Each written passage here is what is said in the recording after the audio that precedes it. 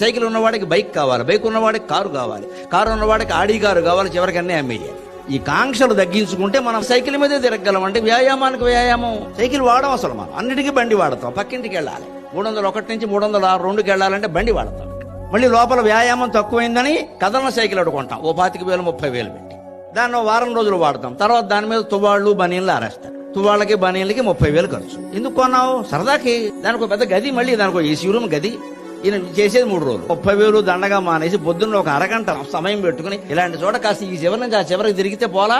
దానికి మనసు ఒప్పదు. మనం కూర్చోకుండా ఇలా కూర్చోగానే మొత్తం ఫిట్నెస్ అంతా వచ్చేది. ఈ ఫిట్నెస్ ఎందుకంటే శ్మశానానికి వెళ్ళడానికి. దేనికి ఫిట్నెస్ పని లేక, బుద్ధికి ఫిట్నెస్ లేదు, శరీరానికి ఫిట్నెస్ ఎందుకంటే అర్థం లేకుండా. ఒక నిర్ణయానికి కట్టుబడి ఉండలేకపోతున్నావు, ఒక మొగుడితో కాపురం చేయలేకపోతున్నావు, ఓ పెళ్ళాంతో కాపురం చేయలేకపోతున్నావు, ఓ చదువుకు ఒక ఉద్యోగానికి కట్టుబడి ఉండలేకపోతున్నావు. Where is the fitness?